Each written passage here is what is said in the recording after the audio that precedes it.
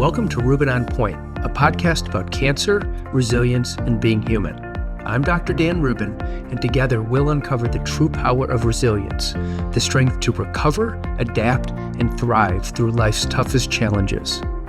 Each episode will bring bold ideas, transformative practices, and inspiring stories that redefine what health, healing, and what the human spirit can achieve. And you're going to meet some really cool people along the way. If you're ready to turn obstacles into opportunities and live with greater purpose and courage, you're in the right place. Let's get started. Your journey to resilience begins now. This is Rubin on Point. This is a podcast about cancer, about human resilience, and mostly about just being human. And today we are talking with Miss Danet Peterson, somebody that I've known for several years. We're going to hear her resilient journey, everything that she's doing in the world of oncology. We're going to hear about her podcast, about the 5Ks that her group supports and that we participate in as an office. And this is a patient perspectives podcast, and I'm just looking so forward to talking to you on this level. Yeah, thanks for having me. Yeah, well, thanks for being here. And you have your own podcast. And so let's talk about that, how you got into it. Then let's kind of get into your oncology journey. But tell us about it. What's your podcast? Technically, I have two podcasts. Yeah. One of them is organizational focused, and the other is my personal one that I started way before I even had a cancer diagnosis. Okay. So early 2020, everything was happening, right? Mm-hmm. I was doing some life coaching, and I decided that I was done waiting for the right time to start a podcast and to level up in the network marketing group that I was a part of, and to be to a certain point. I was done waiting to arrive, and I was just going to start doing. What were you doing? I did Beachbody coaching for a pretty long time, so lifestyle, personal development, and a lot This of is P90X type fitness. stuff? Yeah, P90X, 21 Day Fix was my kind of exposure to the Beachbody world, and I loved it. It was really good, but in some ways, retrospectively, I've learned that some of the ways that I kind of managed my life maybe weren't the healthiest. Even though I was striving for health, right? I was promoting that I was this healthy person and that I was posting on social media, some of the added pressures of being a coach just didn't end up fitting well with Did who you I know was at as a the person. time that you were saying you were healthy that you actually weren't, or was this in retrospect? I felt good. Okay. I felt good. I felt good mentally and emotionally. It was just more in retrospect that I came to this point of realizing there was some level of my worth is attached to my success. Okay. And I had to learn to let go of that. And that wasn't the network marketing company's fault. That was really just my self-development as a person. But part of being a coach, maybe the biggest gift of that was that I did so much personal growth, and I did life coaching. I did, group coaching. I listened to tons of podcasts. And so I learned a lot about myself as a person, but also about kind of just interacting with other people. But I think for the most part, it was just me. And it was learning to kind of let go of my own limiting beliefs. So starting my own podcast, it's called the Resilient Joy Podcast. And Resilient? I didn't even know that one. It's called the Resilient Joy Podcast. And I started it myself. And it currently is co-hosted by myself and my good friend she lives in Costa Rica now, but she's a good friend of mine. We have a crazy story. You can listen to it on the podcast. But she and I started talking together because we decided, let's just keep this going, but let's do it on a discussive basis instead of me just talking to someone else. So is the podcast just you two talking, or do you have guests? We talk about, we haven't really been very regular about talking just with everything that I've had going on recently, and she too, but we're just doing it because we like talking. We Marco Polo each other. Yes, you do. we Marco Polo each other all the time, and we talk about, our lives. We talk about cancer. We talk about our kids.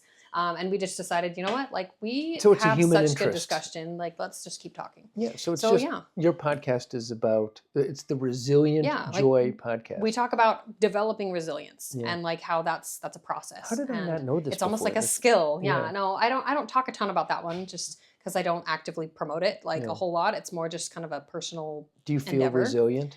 But I feel like that's the kind of the challenge, though, is that I think that sometimes we have this perception that resilience is something that you arrive at. And I believe resilience is an ongoing skill. It's an ongoing framework of mind that you have to kind of tap into each time. And ultimately, it's not something that you do and you're just done doing it. It kind of is continually evolving with your life. So you have to build resilience and maintain resilience. Yeah, you have to maintain it. And sometimes it goes down. Muscles. Does it ebb and flow? Yeah, I would say that there's times that I feel more resilient than others. My friend Kenzie, though, is really good at explaining that, you don't feel resilient right now, but you are being resilient. You're Mhm. just kind of maybe in the depths of, I call it the Why pit of then? despair. Yeah, the pit of despair. So back then, before you were diagnosed or carried this diagnosis, whatever we want to say with cancer, why did you choose to talk about resilience? Why then? Because that's kind of OG. Yeah, it was really a big shift for me as a person. Like in coaching, Mm-hmm. I had done so much personal development, right? And I had spent probably about 7-ish years, basically from the time my son was a year old and he's now 11. But I spent a lot of time kind of trying to chase after something, right? Chasing success, chasing worthiness, trying to like get to a point where I could say like, oh, I've done it and now I'm here and I don't have to How like old keep were doing you? that. At the time that I started coaching, I was 23-ish, Okay. around 23. And so, I mean, it's been a while, but I had this point where, I had to choose a team name. And at the time I chose Joy Seekers. And it was kind of this pursuit of like joy and this idea that I was trying to find the good things that were happening, even though there were challenging things that were happening in life. Okay. And it took really until I would say 2020 for me to really like tap into the idea that, you know what, this isn't actually about finding anything. Like this is about tapping into a skill set and developing the confidence to go through hard things and to just kind of take the learning experiences that I have from 10 years ago and apply that to what I'm going through today, even though they're not the same experience. And I kind of landed on this idea that like resilience isn't it's not something that you do just once. It's really it's kind of a set of choices. And I decided that maybe resilience isn't like being a warrior or being so strong. Like maybe resilience is choosing to get back up even when life knocks you down. I think that's beautiful. And I think being in your early 20s and thinking about resilience at that point and thinking about your self-worth, I mean, I think it's really important. And it's kind of original, at Thank that you. time. Yeah. What's your other podcast? So the other podcast I actually started in 2021, or I continued. It's called the I Believe podcast. Yeah. EYE. Yes, I as in eyeball, because Yeah. I was diagnosed with an eye cancer in 2020. And the nonprofit that I work for, called Ocular, they had a strong desire to build like a library of resources for patients. And I came in 2021 originally as a social media manager, and I was just basically vulnerably sharing my story across social media. And they saw that and they decided, hey, maybe this person could take over our social media, and like she's real, she's authentic, people like they can relate with her. And so I took that on. And then the podcast kind of naturally evolved from that because I wanted to bring patients on and like tell them have them tell their stories. Yeah. And anyway, How big is Ocular? it's pretty small, honestly. Like we have technically, I think, just a few, like a handful of employees, and there's a few board members. We do have, various different periods of time where we've got volunteers from different places or organizations that kind of Is it chip in. across the country? Yeah, we do cover, like we technically are a United States-based nonprofit, but we do offer, resources to people with ocular melanoma across the world. So no pun intended, but the focus is ocular melanoma. Yeah, the focus is absolutely ocular melanoma, which is the cancer that I was diagnosed with in the summer of 2020. So what did you know that something was wrong? Tell me about the diagnosis? So I had my last baby in October of 2019, and kind of had a phase of going kind of inside myself and just kind of stepping out of society and not really living with the pressures of posting anything or any of that on social media, just to recover and have time with my littlest baby. And then in January, my vision started kind of being a little wonky, and I really kind of attributed it to postpartum, like hormonal shifts, things like that.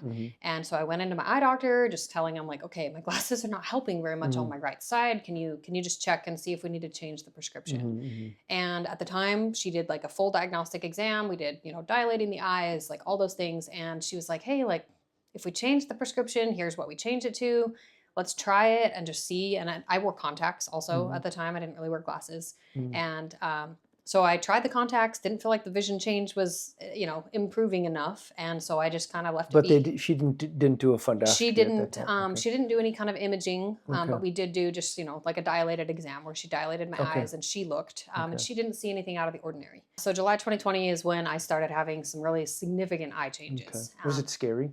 I mean, yeah, like I had an MRI that I was Mhm. waiting for like some girl doctor stuff. Mhm. And I got the results of that MRI. We were at a cabin, like kind of out of my normal routine, all Mhm. that things, all those things. And I woke up literally the next morning, put my contact in, and in my right eye, the contact, like I thought I had dropped it because I couldn't see.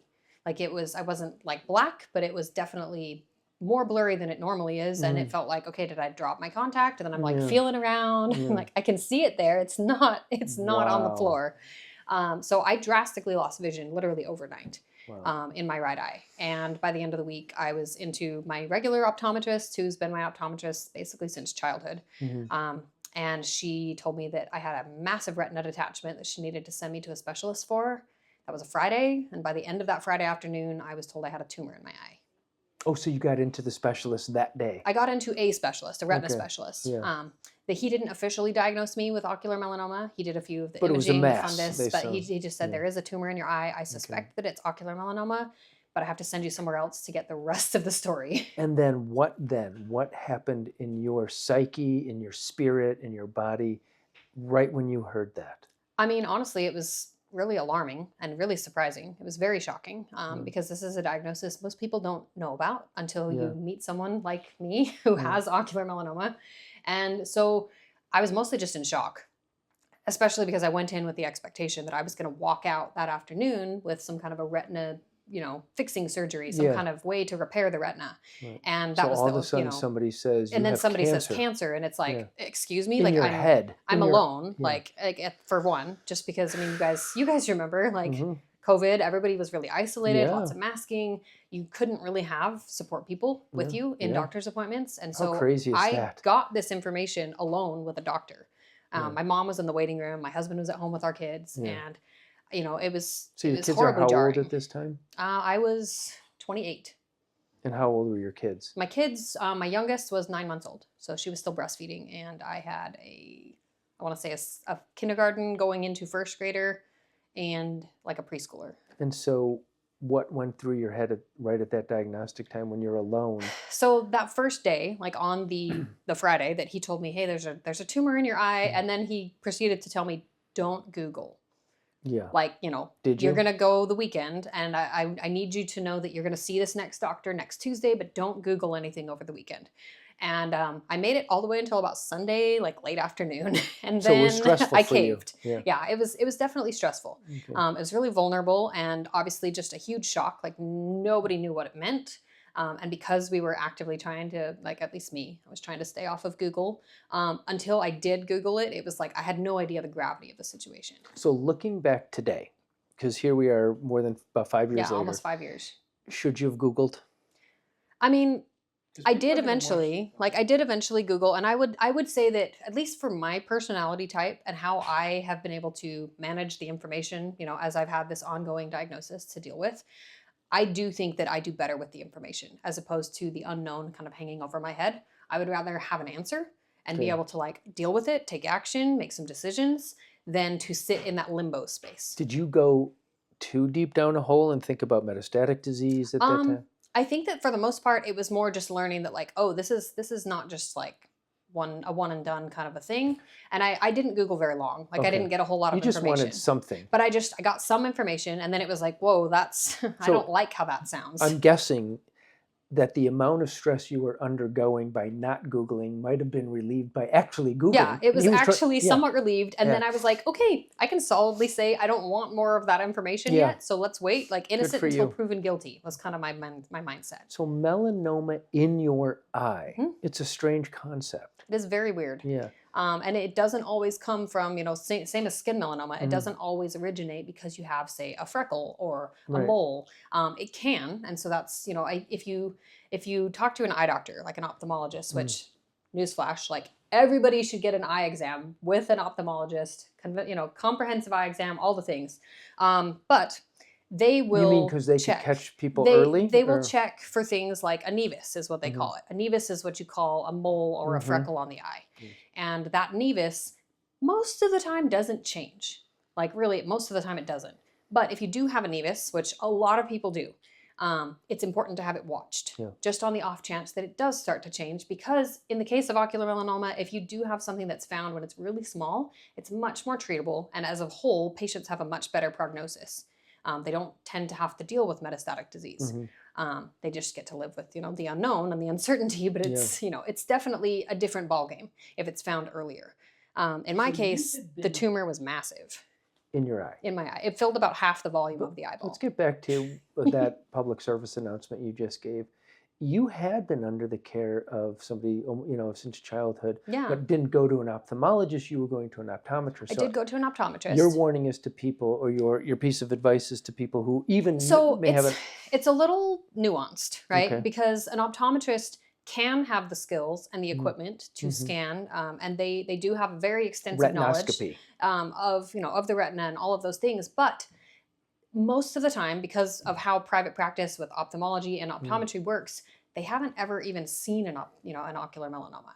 And so I was my doctor's first exposure to ocular melanoma in her entire career. Your optometrist. My optometrist. Okay. So she's the one that I've seen for glasses and contacts. Right. She also evaluates the general health of my eye. But if you have a nevus and you know you have a nevus, you should be seen by a retina specialist. It's no longer okay to just be seen by an ophthalmologist or an optometrist, in my opinion. You need to be monitored by someone who actually is more familiar with retina disease. I'm going to agree with you here, because I developed an eye condition. It was called serous chorioretinopathy.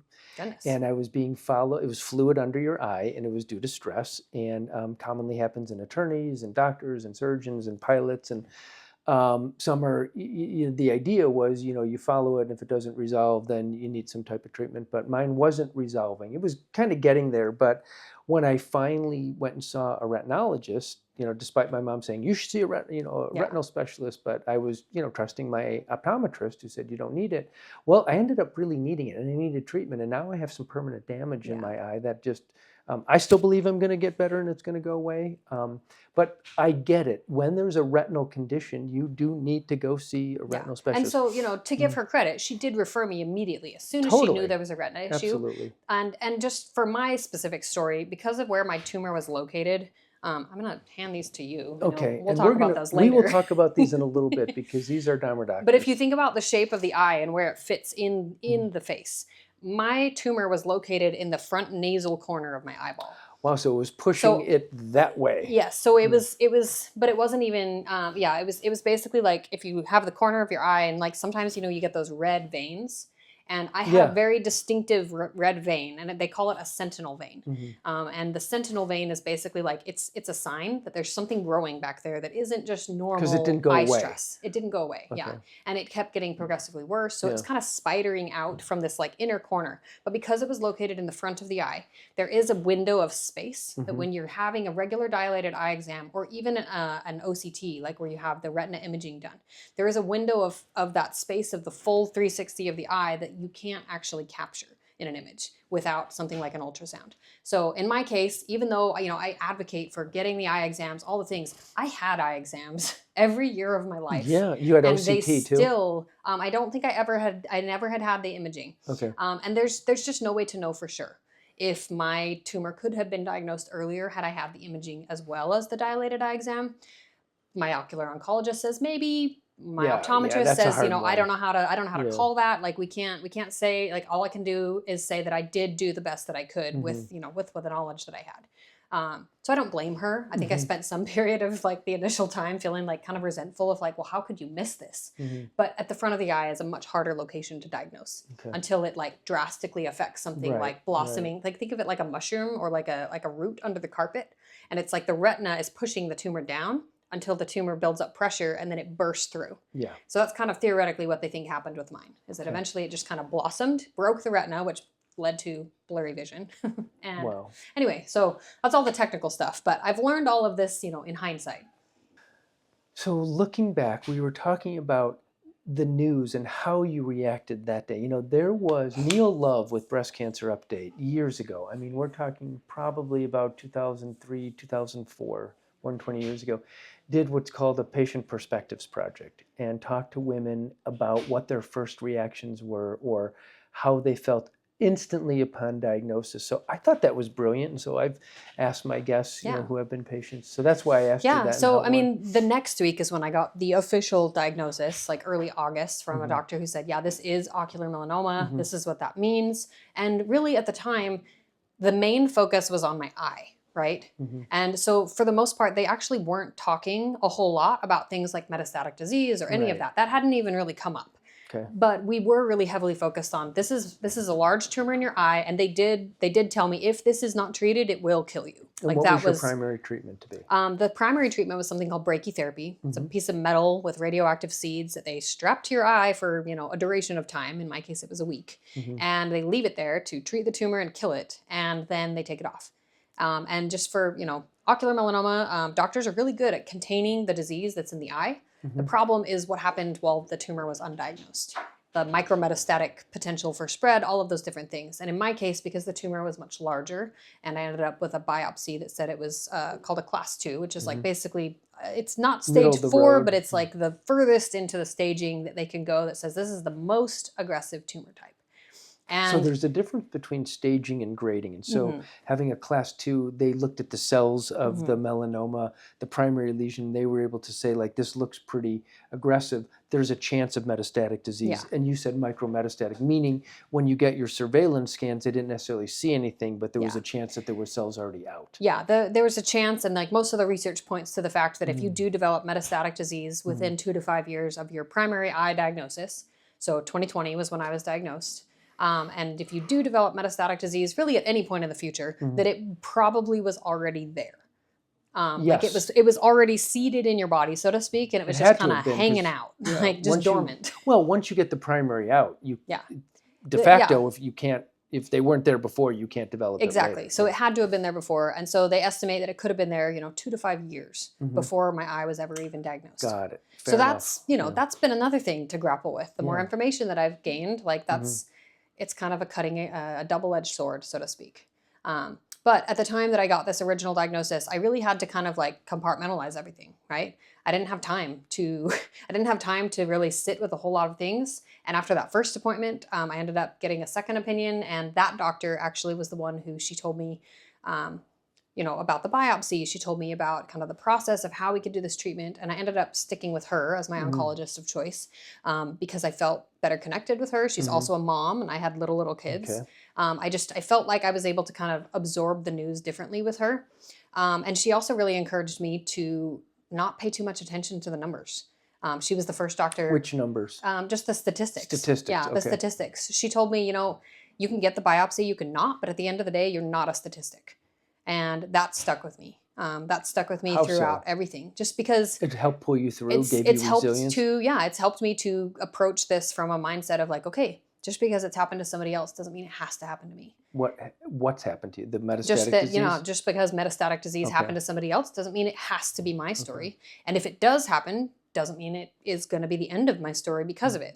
And so it's just been this conscious choice, right? To have the difficult news and to then again, like get back up and just keep showing up. That's your resilience, which is where you came from. And it's a skill, right? That I've developed through other experiences in life that there was actually, within the week of getting diagnosed, there was a gentleman who, he only knew me through social media, and I've since talked to him a lot, but he's a previous addict, and he now is a therapist, and he works specifically with people with alcohol addiction, but he follows my story, I follow his, and he told me within about the first probably couple days that I got diagnosed, he just said, I know this is really hard. Like I can see that it's really hard right now for you to be going through getting this news and losing your sight, all of these things. But he said, I just want to phrase, I want to pose something to you, and you can take it or leave it. But he basically just said, what if all of this is happening right now? And what if you spent the last 7 years preparing for it?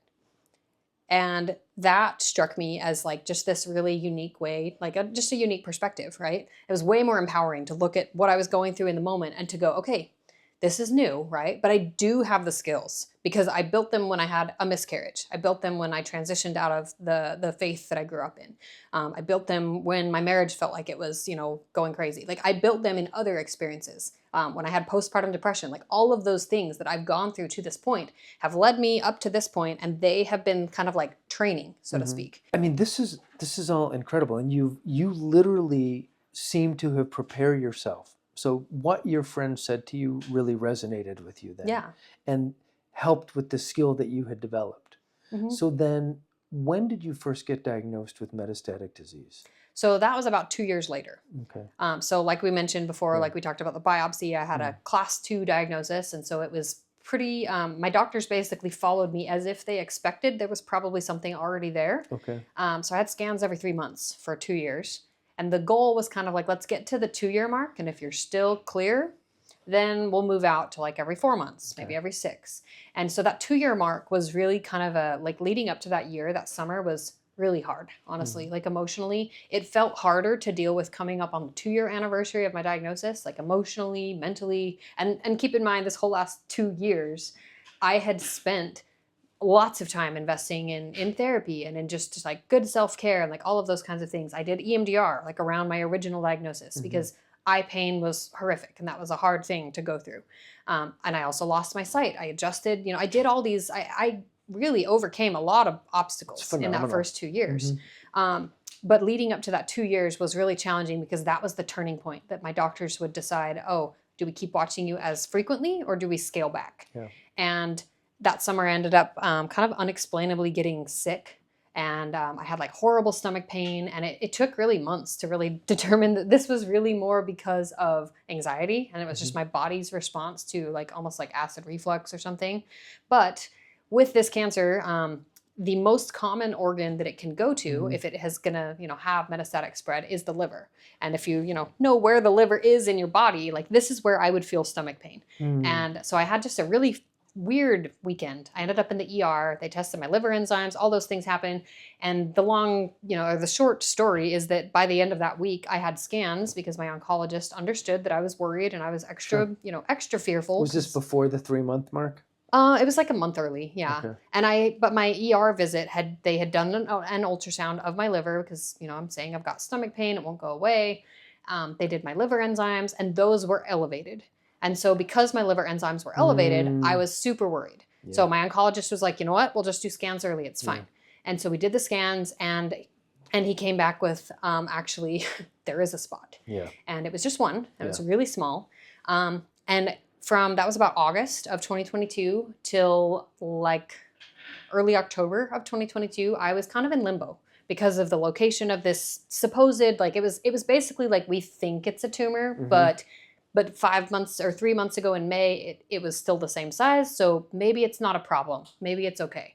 And so I really spent this couple of months in limbo waiting to have scans again. And the scans were going to be to determine, is it growing or is it not? Because we couldn't justify doing a biopsy at the time if we couldn't see growth. That must have been a really tough period. So it was really hard. Yeah, like grappling with that took a lot of my energy. And the only good thing I would say, and I don't want to say the only good thing, but like one of the things that I kind of shifted my focus to because that was out of my control. And I like since 2020 when... Wait, what do you mean it was out of your control? Like I couldn't control if the tumor was going to grow or not on a certain timeline. And I also couldn't control that my doctors and, every doctor that I'm talking to who could do a biopsy is telling me, nah, that one's really, really small. It's really high up in your liver. We can't access that in a non-invasive way. And so, conventional medicine said, do no harm. We have to watch and wait. And that was outside of my control. I couldn't change that outcome. But what I could do is I could focus on something else. And I decided, just because of where I had been kind of feeling led to, I had come across a woman in my community who I found out she was, I think at the time, almost 3 years into her metastatic journey with ocular melanoma. But she also exclusively did the metabolic approach to cancer. She had not had any conventional treatment whatsoever. So I interviewed her for the I Believe podcast, and I learned more about her story and her history. I took the time that summer, like as the summer ended and I got this news, I started reading. I read Radical Remission by Kelly A. Turner. And then I read parts of, and I just kind of continue to piece out when I can, like the Metabolic Approach to Cancer by Dr. Naisha Winters. And I landed on the idea that, you know what? if conventional medicine says they can't do anything for right now, then I'm going to take matters into my own hands. And I'm going to focus on things like taking care of my whole body. I'm going to take care of my emotions. I'm going to take care of, like mental well-being, all of those things. And so I focused in and kind of honed in on that. So it gave me something else to focus on, something that was in my control. So I started doing the keto diet. I started looking for a naturopath oncologist, like someone who I could work with to better understand like what's going on in my body. Like, are there any warning signs that we can work with? And just really trusting that like, okay, doesn't matter how much I can do, like what I'm going to do is going to help to some degree. Like, because I'm sure you can get that. Like, it's overwhelming to start kind of overhauling your lifestyle. You said that, you know what, I could do this. Some people can do this much. Some people can do this much. It depends on their time, their energy, their finances, where they live. And but it's a conscious decision. For me, it was a conscious decision. That's a hard phrase to say, but it's really a decision that it doesn't matter if I can do more, more than whatever's on my list, or if I can do everything. Like, I'm a type A person. And so I, like I mentioned to earlier, like I struggled a lot for a lot of years with this idea that my worth was attached to what I did or to my success at what I did. And so this was a period where I had to really lean into the idea that my worth wasn't attached to any of the things I was doing. My worth just was. And that I was worth pursuing taking good care of myself, but also learning and trying something different. Do you still believe that? I do. I think that... You believe in yourself? I do, yeah. I feel like I've developed a lot of confidence. But that period of time where it was so uncertain and I had no answers, right? I was just waiting. What was home life back then? Like that was, my kids were all in school and we were getting ready to come up on fall break. And so for the most part, it was kind of like trying to figure out how to keep this from invading my life too much, while at the same time, like taking really good care of myself and controlling what I could. Like, I don't know if you know Frozen, but Olaf says, like in the second movie, he says, we call this controlling what we can when things feel out of control. And it's when, lots of things are happening in the story. But I have loved that belief. And I feel like that's really applicable to anybody with a cancer diagnosis, is that you have to lean into what you have control over, because there's a lot of stuff you don't. That's good advice. And so I really did that. But I would say the other really good thing is a healthy level of denial. Because I lived in denial, like basically for that 2-month period when I was waiting for that next scan. And really even after that, they told me, like in October, it's growing. And I was like, okay, but like we don't have a biopsy yet. So until we have a biopsy that says this is uveal melanoma in my liver, I don't believe it is. And so therefore, it's not going to behave that way. And like, it was just kind of this internal like willpower of, belief. And so up until that biopsy point, which I had the scan in October and then I had to wait again. Like, I'm sure you understand the holidays get crazy. Oh, yeah. But I had to wait again for like 6 weeks to have a biopsy with a liver surgeon who did a fantastic job going and doing this laparoscopic surgery. But I had to wait. Those are hard. So hard to wait. And so that's another thing. You couldn't control the holidays. You couldn't control that other doctor's schedule. So that was another thing that I couldn't control. Yeah, exactly. So you mentioned home life. So I actually took off with my kids. We went, my husband was working and he thankfully works from home. But my kids had spring break or fall break. We had fall break. And so we actually went to California. We just kind of gave ourselves a break, gave ourselves some space. And I actually got the news that my tumor was, that it was growing in that period, like the beginning of that weekend. And so, of course that was really emotional. Right? It was one thing to be, there's a small spot, it's stable. It was another to be like, no, this is growing. Like it's doubled in size in 2 months. Like it was still very small and it was still alone, which was in and of itself a good thing. But it was still very scary to feel that. And to like, that was when I think the reality of what does metastatic disease mean? And I've learned, right? This is 2 years plus into my diagnosis. I know what metastatic disease means.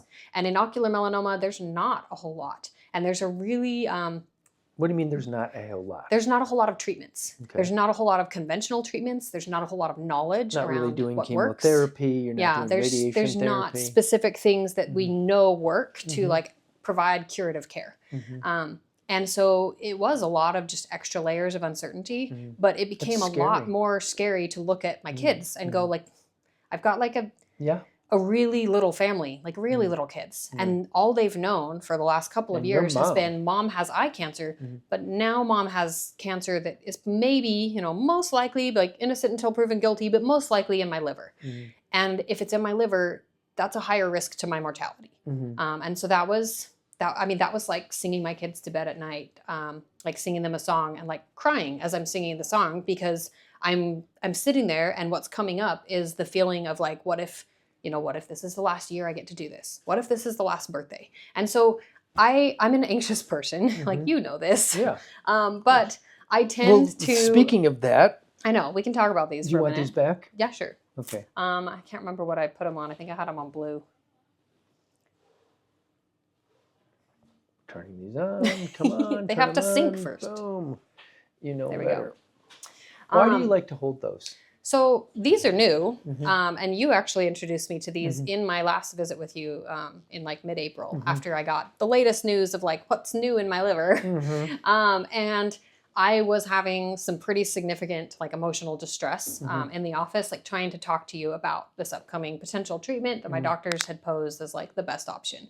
And you like kind of stopped me in the middle of this and you said, hold on, like go get the Dharma docs. And I was like, what? And then he hands me these and he's like, just hold these. And I'm like, okay. Yes. I'm holding these. So I start talking to you and I go from, I can't talk about this without like breaking into tears and like I can no longer like get through this information to I can talk, and it's no longer causing quite as much, emotional distress. I'm not feeling the physical symptoms.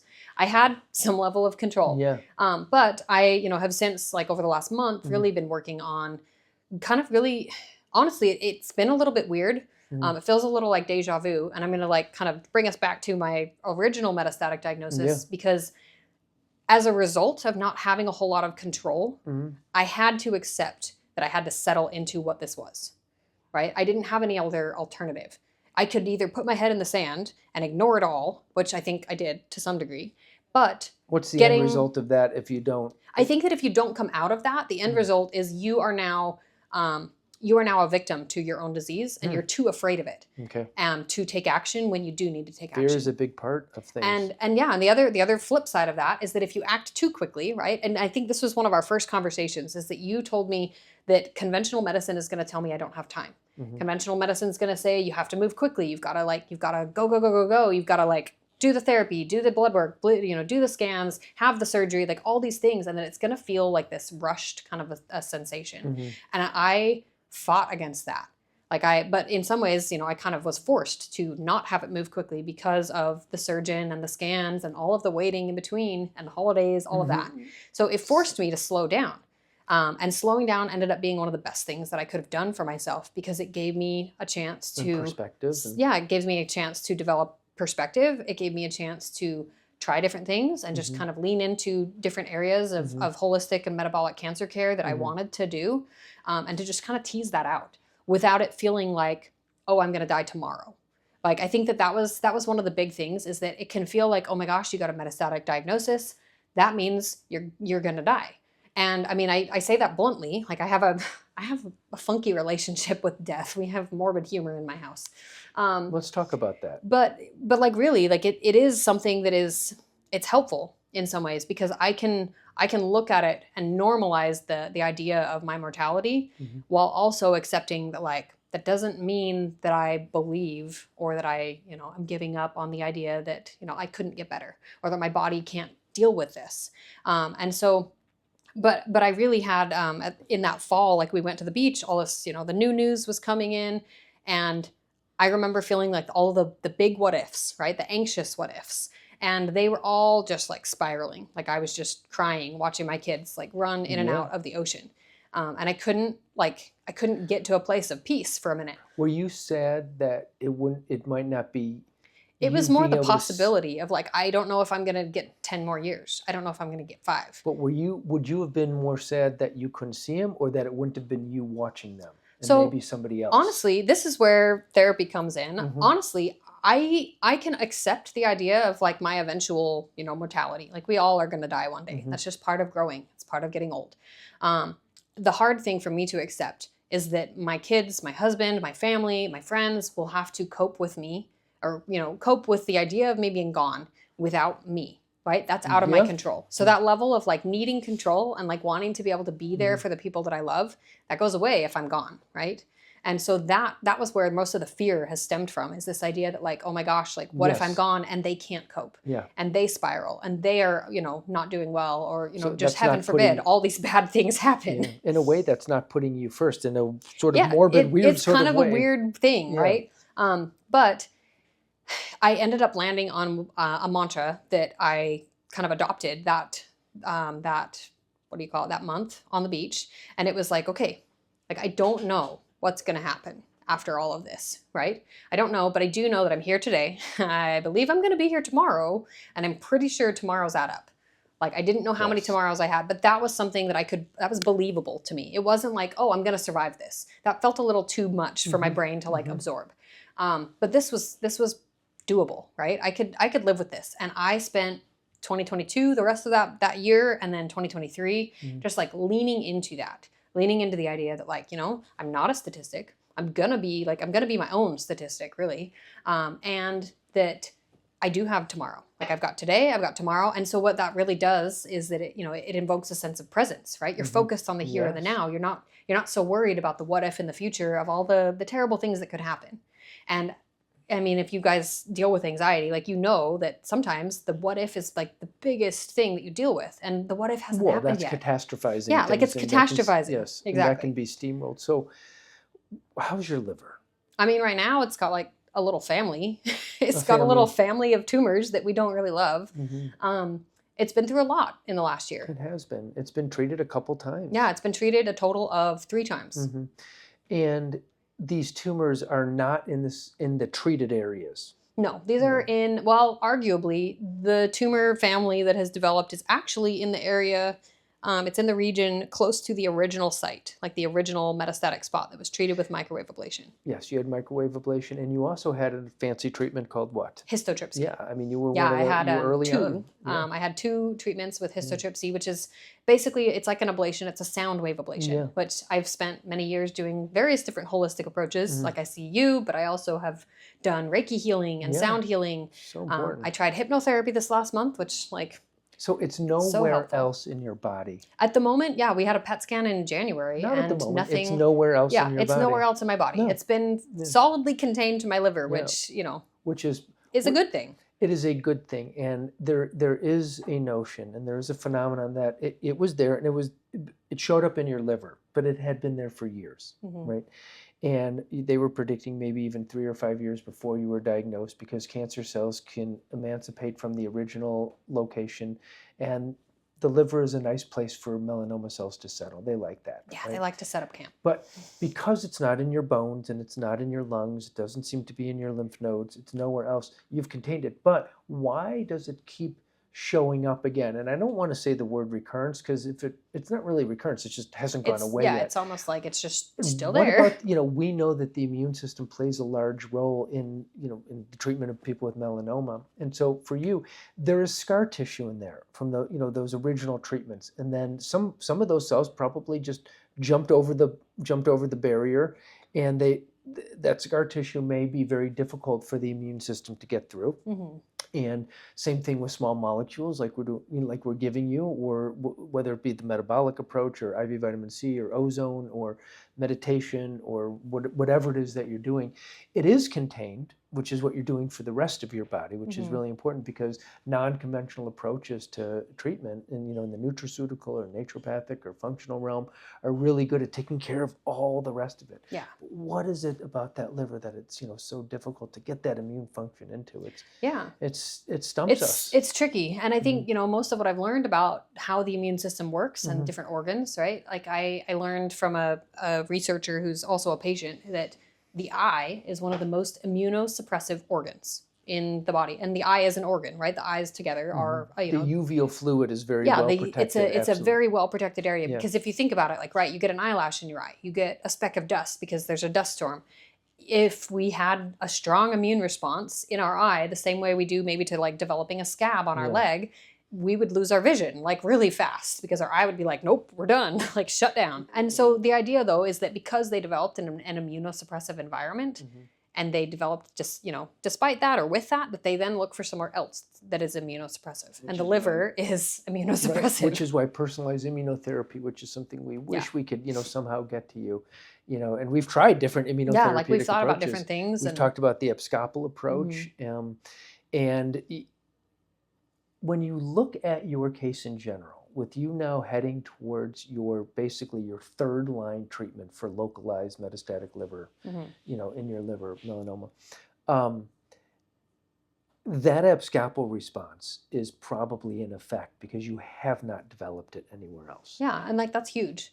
I think that, just to kind of make a plug about the whole mortality thing, like one of the challenging things to confront in the work that I do, and it's actually been something that I've somewhat had to like pull back a little bit from the space. Like I don't do as much with the nonprofit space and with the ocular melanoma community, not because I don't care for the people, but because I have to care for myself, right? And that right now caring for myself means that some of that is too emotionally triggering, and until I can resolve that, it's not a healthy environment for me to keep like putting myself back into, at least not too frequently, and not without things like supportive resources. Well, you've jumped into another realm and, taking care of anxiety. Yeah, this is totally new for me. But like, I mean, I was telling you, my Apple Watch has been tracking my resting heart rate. Yeah. And over the last month, it said, hey, your resting heart rate has changed. And I was like, tap the notification. What does that mean? And it's like, your resting heart rate has lowered, and it's like gone down almost 10 points in just a month. And the only main difference that I've done in my nervous system kind of care has been that I've literally had these on as often as possible, as often as they'll hold a charge, either in my I'm gonna be really weird. I put them in my bra, I'm not gonna lie, because I just need the bilateral stimulation somewhere on both sides of my body. I put them in my pockets, or I put them in my pockets. Yeah, like somewhere absolutely. else, like that I don't have to carry them in my hand, but I do like to carry them if I can. So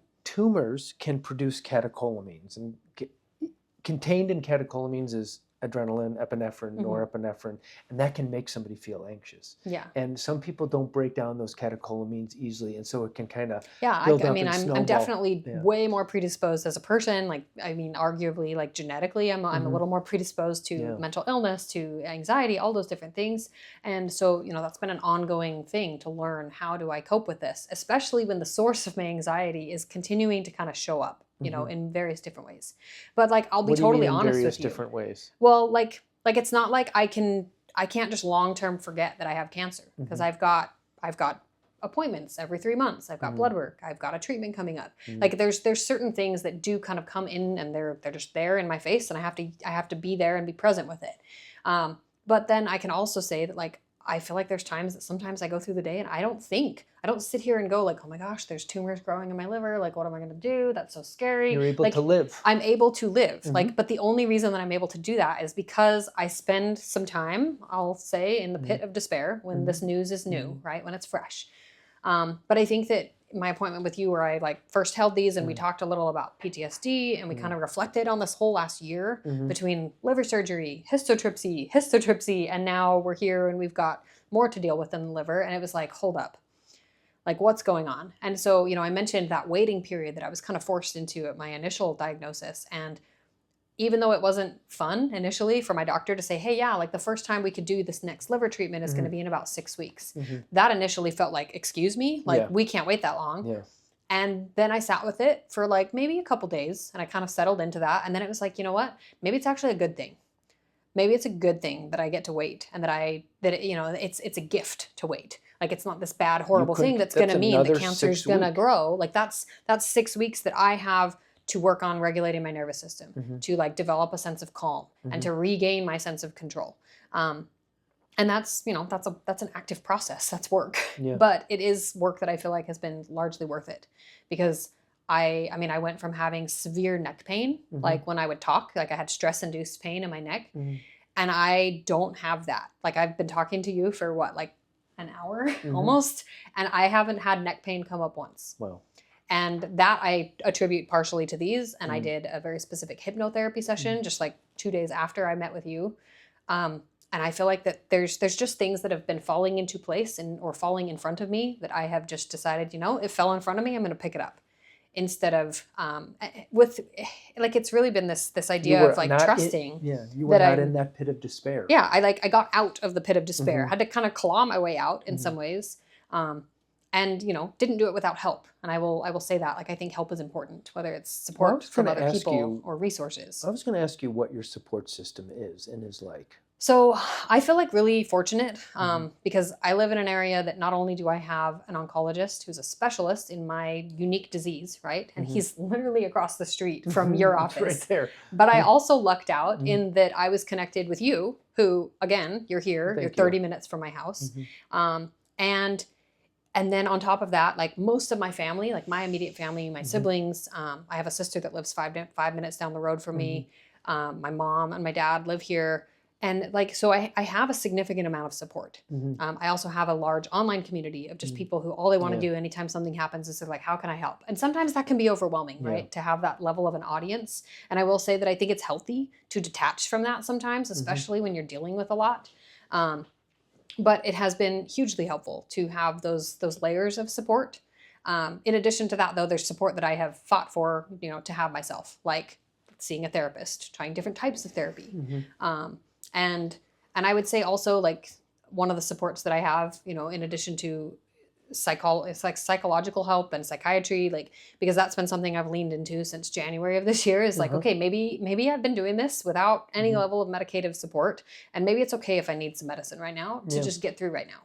And medicine's great when you need it. Yeah, like it's been helpful. Like I feel like I went from I can't function to like, that I don't feel motivated to get up in the morning and work out. I don't feel excited about the day. Arguably, I do think I have, seasonal affective disorder, and that's a whole other thing. But well, we're going into a heavy season right now. I know, it's going to be nice and warm, but I love the sun and I love the summers because I get to spend time with my kids like every single day. We go to the pool and they swim, and I watch them swim and do swim team, which I did swim team as a kid, so it's really fun to see my kids get excited about their sports and to be there, be present. Like I feel like I almost like, I don't want to say I live for summer, but I really thrive in the summer. Even though it's so hot. Like I hate that it's so hot. I think there are ways to cope with the Arizona or the Scottsdale summer. Sure. And for me, it's exercising outside, and then you acclimate, and then it's not as hot. That is a great support community. And sometimes, like you said. I said, I feel like really lucky in some ways, because I know that this isn't the case for everyone. Yeah. I know that cancer can be a really isolating thing. Even with my huge supportive community, sometimes it does feel really isolating. But how is it when you go to bed at night? It kind of depends. Like right now, it's fine. Like right now, I go to bed and I don't feel like I'm spiraling all night when I go to bed. But like early April, I got scans at the beginning of April, had news by the end of that day. I couldn't sleep for like probably a solid week. Like, I mean, I could sleep, but going to sleep was really hard. And I had to rely on some really hefty, anxiety medication to just knock me out. Yeah. And that was hard. Like that was challenging because I know how much sleep is helpful to the whole body. Absolutely. It was challenging to not be able to sleep, or challenging to have to submit for the medicines? Yeah, it was also, it was challenging to be in a space to, admit that I needed some level of help, even though I've done it before, right? I think that the hard thing is that I've spent all of this time engaging with the naturopathic remedies, nutraceuticals, lifestyle. I do all these things that are so supportive to my body, but to just acknowledge that, okay, the things I have gone through as a person need to be supported differently right now. And that's not a bad thing. That's not something to be ashamed of. It just is what it is for the moment. And it doesn't mean that I'll be here forever.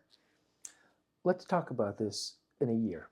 Yeah. Let's do this again in a year. And when your liver is free, you're about to go through a very new treatment. Something cool and unique and cutting edge that will just be the problem solver. And we'll tell everybody about it.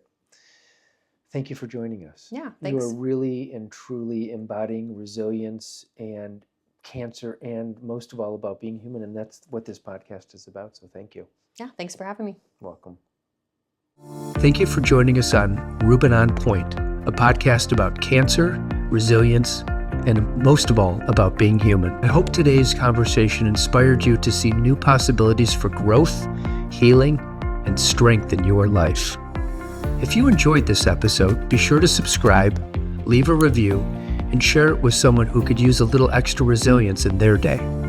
Remember, no matter what challenges you're facing, resilience isn't just about bouncing back. It's about building a life of purpose, connection, and vitality. Until next time, stay strong, stay healthy, and take care of yourself and those around you.